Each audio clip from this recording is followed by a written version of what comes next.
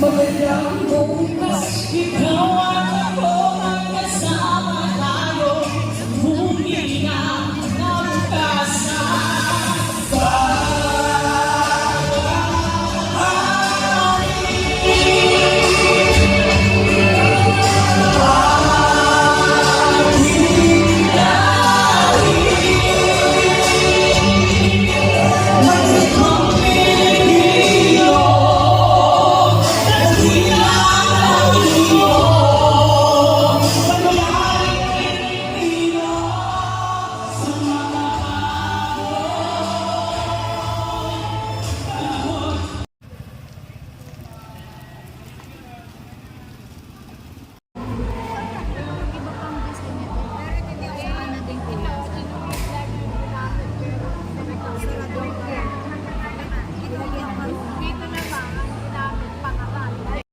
sa ganyan.